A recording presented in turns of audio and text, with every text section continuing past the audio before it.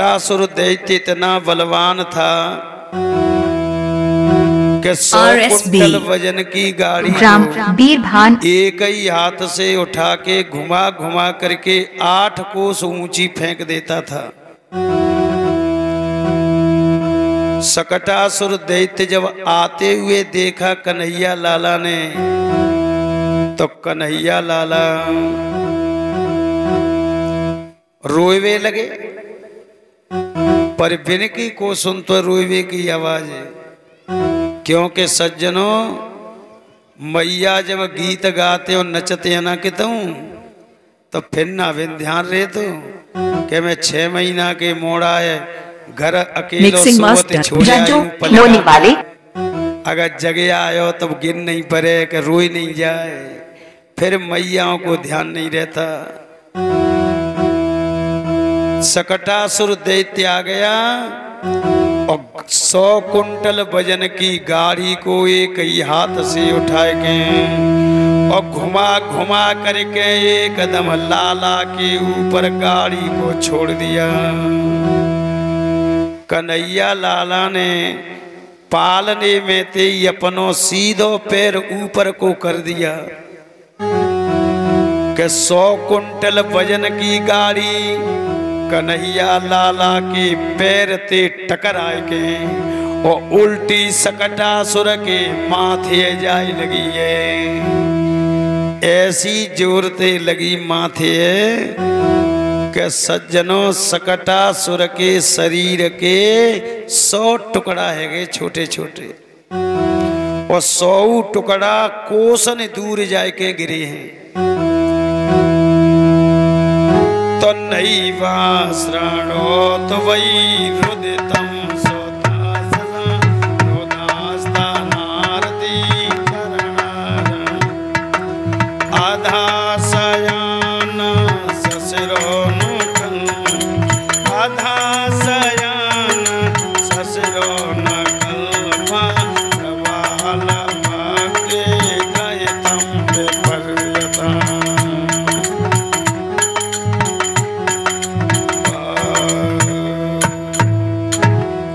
सुखदेव जी महाराज कहते हैं, राजन गाड़ी एकदम पलट के गिरी दूर और बड़ी भयंकर आवाज हुई।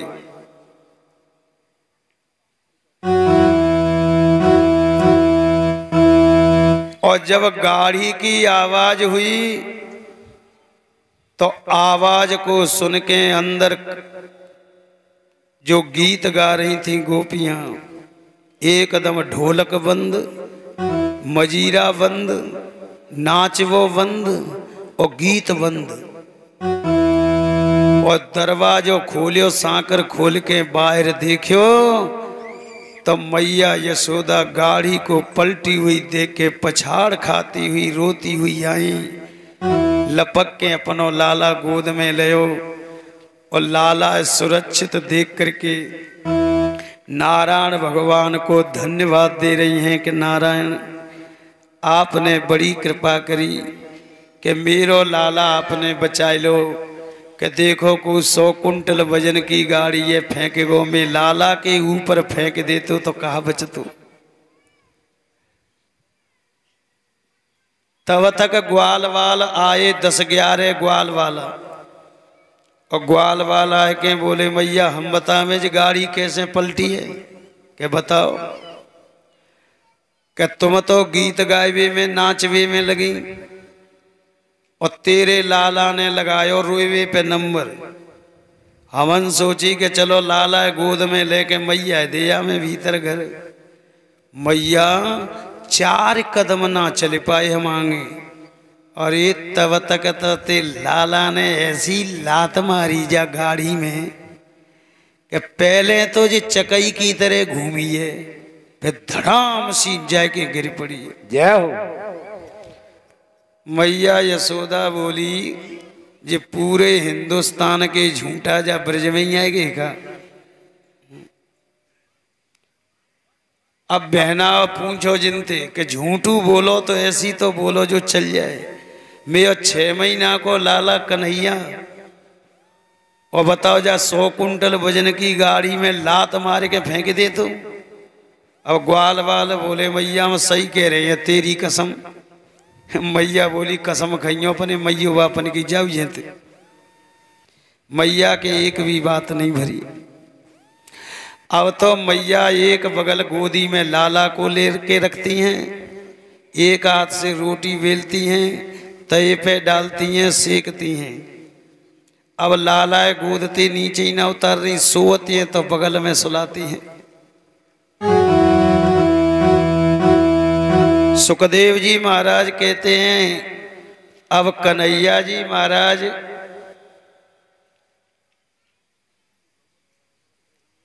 आठ महीने के हो गए, तब तक कंस ने तृणावर्त नाम के दैत्य को भेज दिया मथुरा से। सज्जनों जी तृणावर्त दैत्य चक्रवात के रूप में रहता है। जो जेठ मासिन में गर्मी में भगूड़े चलते हैं ना, जो गोल घेरा देके, इस रूप में रहता था तृणावर्त दैत्य। इसको संस्कृत में चक्रवात कहते हैं और बड़े आदमी इसको भबूड़ा कहते हैं और छोटे छोटे बच्चा जाते भूत कहते हैं। अरे जी भूत आएगा भूत आएगा। वो वहां से चल पड़ा और कन्हैया लाला मन में विचार कर रहे हैं कि तृणावर्त दैत्य निकल चुका मथुरा से और हम मैया की गोद में बैठे हैं और मैया के समेत अगर उड़ा के ले गया तो मैया का हार्ट अटैक हो जाएगा, मर जाएगी। इसलिए कन्हैया लाला ने विचार करियो कि अब तो मैया ते अलग होना चाहिए। सोई कन्हैया लाला ने अपनो वजन बढ़ाना शुरू कर दिया। अब तो इतनो वजन के हाथ सहन नहीं करें मैया के, सो लाला एकदम नीचे को सरके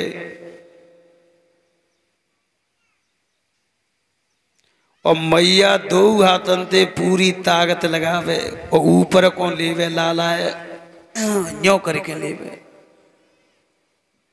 अब गिर कूटवत अब पर्वत के समान वजन हो गया। मैया के हाथ सहन नहीं कर पाए और एकदम लाला को ऊपर से ही छोड़ दिया आंगन में। अब जब लाला एकदम ऊपर से छोड़े सो आंगन में लेट गए।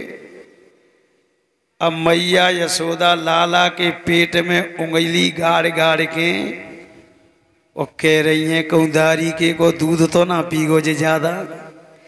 हे भगवान ऐसी शिला सरक रही है जामे, जी बात क्या है। पर मैया बोली कि जो कछु हो ठीक है, उदारी के बैठो रे मैं अपने रसोई का काम करती हूँ। मैया रसोई घर में चली गई और तब तक तृणावर्त दैत्य आया और अपने चक्रवात में कन्हैया जी को ले लिया और पीठ पे बिठा लिया। पीठ पे बिठा के धीरे धीरे निकला। मैया के महल से निकल के गोकुल की गलियों में चला और कन्हैया लाला बा की पीठे ठुक के कह रहे वाह भैया तू खुआयो घोड़ी बन के, तेने मुझे सबरी गोपिन के घर दिखाई दे नहीं, मैंने आज तक ना देखे जिनके घर। जय हो। अब तो वो गोकुल से बाहर निकल गया। जमुना जी ये पार करेगो और जो ही जमुना जी पार करी कन्हैया लाला ने एक कदम वजन बढ़ाईवे पे नंबर लगाए दो। पर्वत के समान वजन हो गया। अब जी तृणावर्त सोच रहे है कि जी इतनो वजन में पीठ पे काय को है वो। पीछे मुड़ के देखूं कि मेरी पीठ पे जी कन्हैया लाला बैठो है कि ऐसो तो ना आएगो कि मैया यशोदा के आंगन में ते कारे पत्थर के सिलवटन तो ना दल्लायो पीठ पे। और जो ही पीछे मुड़ के देखियो सो कन्हैया जी महाराज बोले दुष्ट कहीं के, दुनिया पत्थर में मुझे भगवान देखती है और तू मुझे असली में पत्थर देख रहा है। इतना कहते ही ऐसो मुष्टक मार्यो पीठ पे के सज्जनों तृणावर्त दैत्य की रीढ़ की हड्डी के टूट के 8 टुकड़ा है गए। और सज्जनों ताकि रीढ़ की हड्डी टूट गई, ताको इलाज तो अमेरिका में उन्होंने जय की बात तो छोड़ो, 8 टुकड़ा हड्डियों के भये और एकदम जीव बाहर को निकल गई और खून की उल्टी करके प्राण पखेरु निकल गए। तो नहीं वासरणो दुवई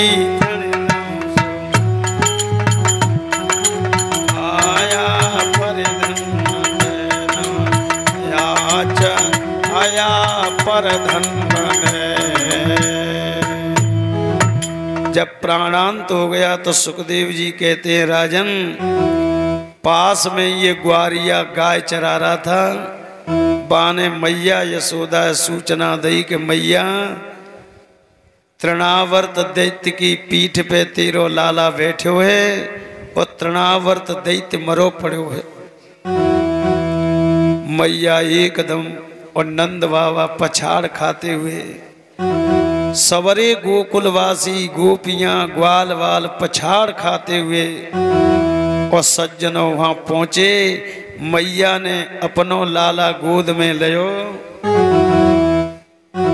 और अपने लाला को सुरक्षित देख के नारायण भगवान को धन्यवाद दे रही हैं कि प्रभु आपने मेरे लाला की रक्षा की है। अब मैया तो लाला लेके आई गई अपने घर में, पर सवरे ग्वाल वाल सोच रहे हैं कि एक बात है भैया, जिन्ने कसो छोरा कन्हैया लाला बड़ो कमाल कर रो है कि देखो जी तृणावर्त दैत्य मार दो जाने किसी ने। तब दूसरो ग्वाल बोलो कि एक बात है, तुम्हारी सब लोगन की बुद्धि को नाश है वो। बोले कैसे? तो तुम न्यो बताओ जिन्ने कसो छोरा लाला कन्हैया जा ऐसी बड़ी राक्षसे मार दी तू। ते ग्वाल वाल बोले तो तू बताए भैया कैसे मरे हुए? कहले हम बतावे ऐसे मरे हुए कह जी कन्हैया लाला पीठ पे बैठा के भागे हुए। क्या हो? और देखो जाई पत्थर की शिला के पास में तो ठोकर खाए के पूतना मरी। बोले हाँ। और जाई पत्थर की शिला के पास में जिमरियो मिलो है। सुबह से जा पत्थर ते जाऊए ठोकर लगी है और एक कदम गिरे हुए पछाड़ खाए के जो सग जाकी हड्डी टूट गई। तीसरो ग्वाल वाल बोलो तो एक बात है भैया, जिस सगरे राक्षस जहीं आए आए के मर रहे हैं जब पत्थर की शिला पे, तो मोए तो एक मतलब वो दिख रहे है कि कहा कि मोए तो ऐसा लगत है भैया कि जी खाली पत्थर की शिला नहीं है कि तो कि मोए तो ऐसा लगत है कि जी गोकुल की शेड़ मैया है और जिस शेड़ मैया ही बचाई रही है जा लाला है। और सज्जनों पाई दिनाते वो पत्थर की शिला आज तक गोकुल में शेड़ मैया के नाम ते पूज रही है। बोलो शेड़ मैया। आज गोकुल में जाऊं तो देखेंगे वह पत्थर की शिला है, सग गोकुल वासी वह शेड़ मैया करके पूज रहे हैं आज भी। सुखदेव जी महाराज कहते हैं राजन, जैसे दीपक पे आए के पतंगा कीड़ा अपने प्राण त्याग देता है, ऐसे ही जो राक्षस भगवान के पास आया करके अपने प्राण त्याग रहे हैं। हिंसा स्वपापे न बेहंसिता खला और साधु समत्वे न भयाद विमुच्यते। राक्षस तो भगवान के पास आया के मर रहे हैं और जो सज्जन पुरुष हैं संत हैं वे भगवान के दर्शन करके और अमरत्व के लिए प्राप्त हो रहे हैं। और कंस भयभीत रोए और कंस सोच रोए कि पूतना भेजी बाने लौट के जवाब नहीं दे कि जी कन्हैया ऐसो है। सकटासुर भेजो भू लौट के नहीं आयो, न्यो तो बता दे तो कि माँ में इतनी का ताकत है। और तृणावर्त भेजो तो वो भी मारा गया। अब बताए को आवे सज्जनों, इसलिए तुलसी बाबा कह रहे हैं जो जाने ताए दे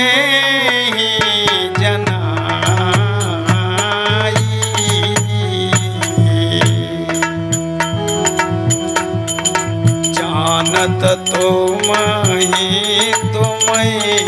हुए जाई।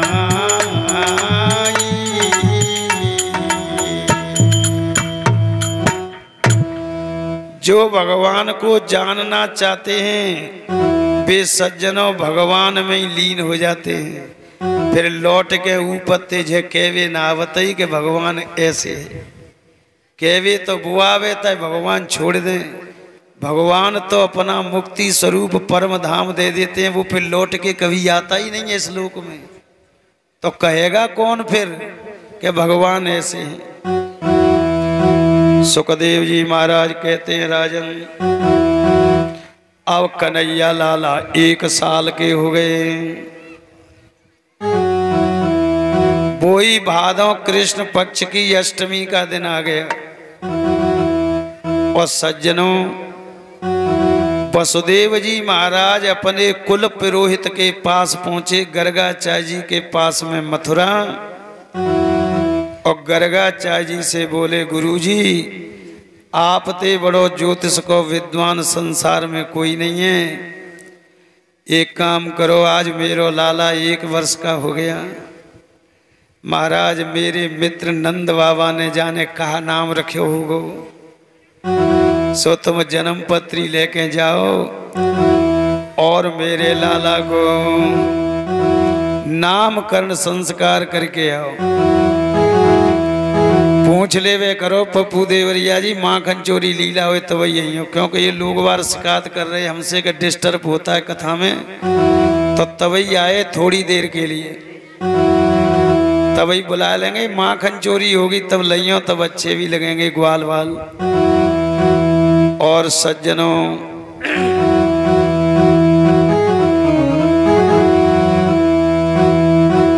गर्गाचार्य जी से कहते हैं कि गुरुजी सो तुम में लाला कन्हैया को नाम रख के आओ। पर एक बात है गुरुजी, तुमने मेरी सौगंध न्यो मत कह दियो कि जे वसुदेव को लड़का है, नहीं फिर मेरे बालक से प्रेम नहीं रहेगा नंद बाबा का। क्योंकि जो प्रकृति को नियम है, अपने खास बेटा में जितनो प्रेम होता है मैयो बापन को, इतनो प्रेम दूसरे के बेटा में नहीं होता। गर्गाचार्य जी महाराज आश्वासन दे करके चले और नंद जी के महल में आए। और गर्गाचार्य जी कहते हैं नंद बाबा से कि नंद जी यदु नाम अहम आचार्यो ख्यातश्च भुवि सर्वथा। नंद जी पूरा भूमंडल जानता है कि मैं यदुवंशियों का कुल पुरोहित हूं। सज्जनों ता कुल में ता की पिरोताई होगी, वही पिरोत जागोबा कुल में, दूसरा नहीं जा सकता। इसलिए कह रहे हैं गर्गाचार्य जी कि मैं यदुवंशियों का कुल पुरोहित हूं और तुम अहीर हैं। कंस को मालूम पड़ गया कि यदुकुल का आचार्य गर्गाचार्य अहीरों के यहाँ नाम रखने आया है बच्चों का, तो कंस मुझे मृत्यु दंड भी दे सकता है। इसलिए गौशाला 24 घंटे पवित्र रहती है। गौशाला में चलो और रोहिणी ते कह दे वो अपने लाला गोद में ले आवे और यशोदा अपने लाला गोद में ले आए तो जल्दी में इनके नाम रख जाऊं। नंद बाबा ने सूचना दी भीतर। सज्जनों रोहिणी बड़ी चंट चालाक थी। रोहिणी बोली कि बहन यशोदा के हाँ गर्गाचार्य जी को बड़ो नाम सुनो है कि जी बड़े पक्के ज्योतिषी हैं, तो कोई एक काम करो जिनकी परीक्षा ले ले। सज्जनों, परीक्षा लेने का अधिकार सबको है। यजमान भी ले सकता है कि ये पंडित विद्वान है कि नहीं। तब अपनी बच्ची की सगाई करने जाते हैं तो का पूछते हैं लड़का ते लावा लइयो डिग्री है का पढ़े हुए। तो सज्जनों, भागवत को नोतवे जा रहे हैं तो क्यों ना पूछते कि तेने भागवत की परीक्षा पास करी है का लइयो डिग्री कहाँ है। यज्ञ करा रहे हैं तो कहाँ है डिग्री वेद की। टाटा बिरला डालमिया जब यज्ञ कराते हैं ना तो सज्जनों इंटरव्यू देना पड़ता है सब पंडितों को, तब भर्ती होते हैं उनके यज्ञ में।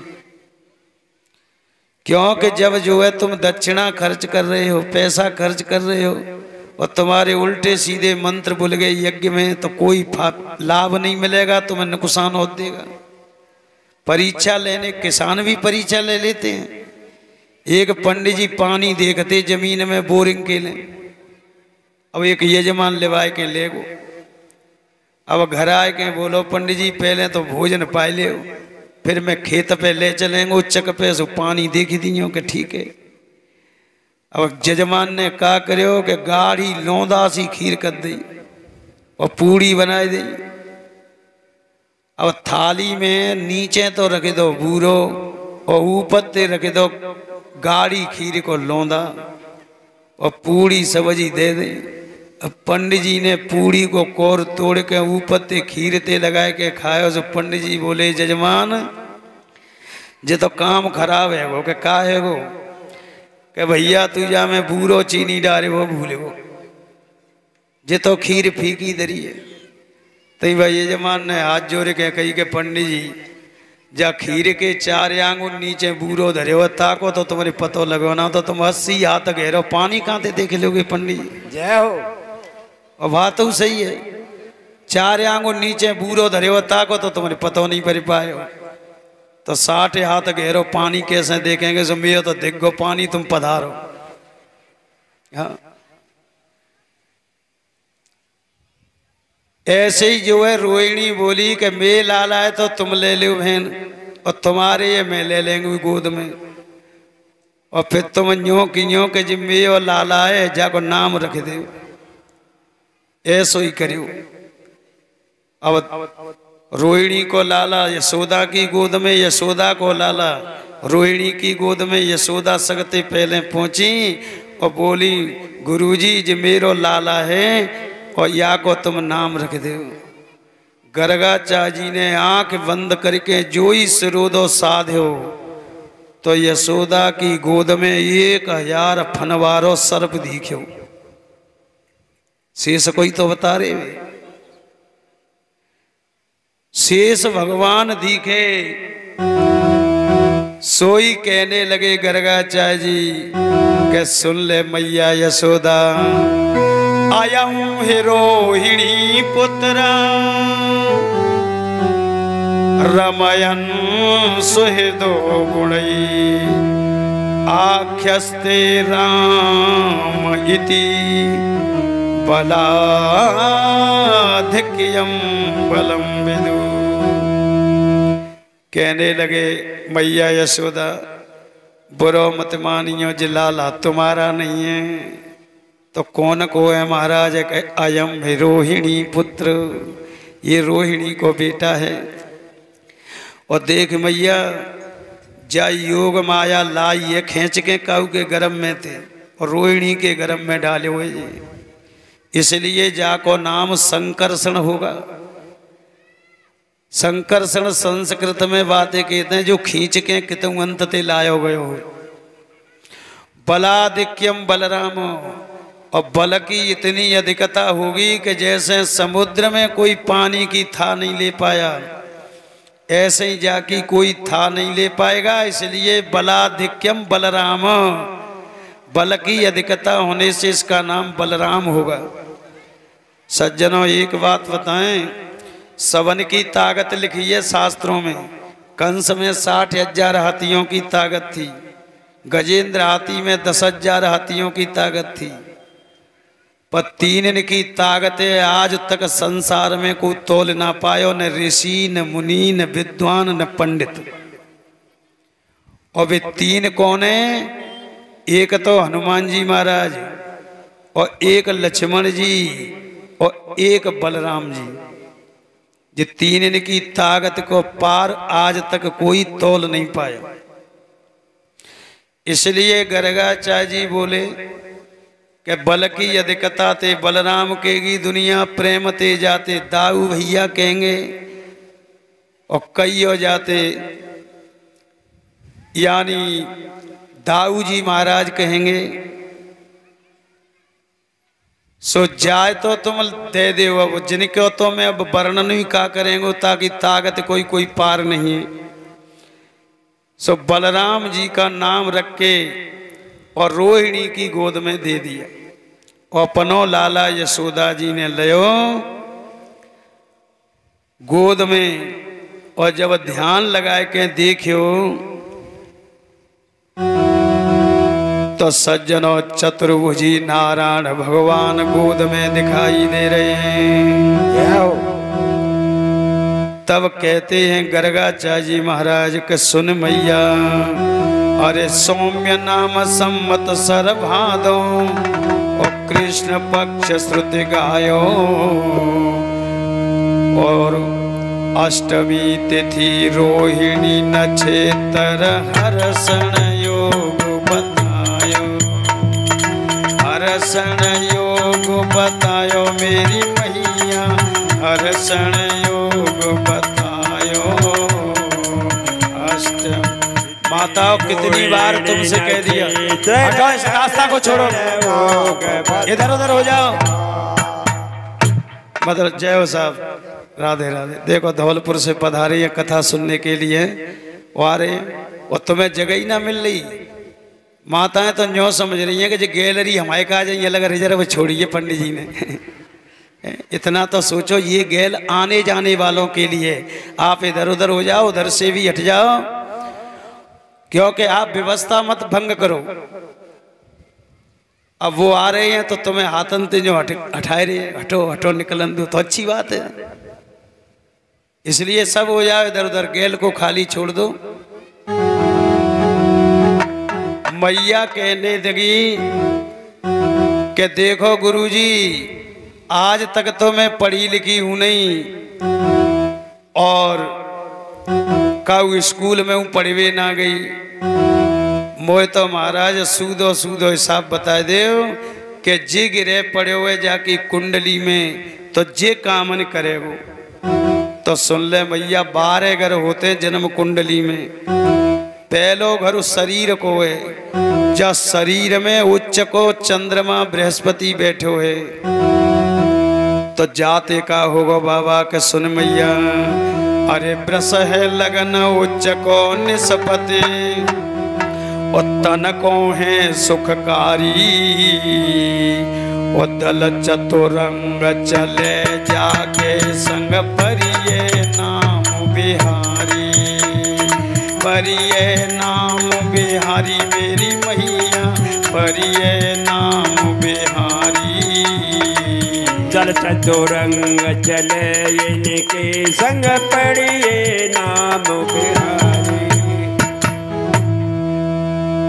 चतुरंगिणी सेना के साथ में चलेगा, इसलिए दुनिया इसको बिहारी जी कहेगी, क्योंकि उच्च को चंद्रमा लगन में बैठो है। और सुन मैया, चौथे घर में सिंह को सूर्य बैठो है। जाते का होगा बाबा के सुन मैया। अरे चौथे सिंह राशि को दिनपति और महिमंडल को जीते, और करिए नाश कंस मामा को निश्चय कछु दिन बीते, निश्चय कछु दिन बीते मेरी जय हो, निश्चय कछु दिन बीते। करिए नाश कंस मामा को निश्चय कछु दिन बीते। चौथे घर में सिंह का सूर बैठा है, महिमंडल को जीतने वाला होगा तेरो लाला। और सुन मैया, जो दिन आ जा रहे हैं ते ही जा रहे हैं, कंस मामा का नाश करेगा जी, जान से खत्म कर देगा कुछ ही दिन के बाद में। और सुन मैया, 4 घर केंद्र के होते हैं, पहलो, चौथो, सातयो, दसयो।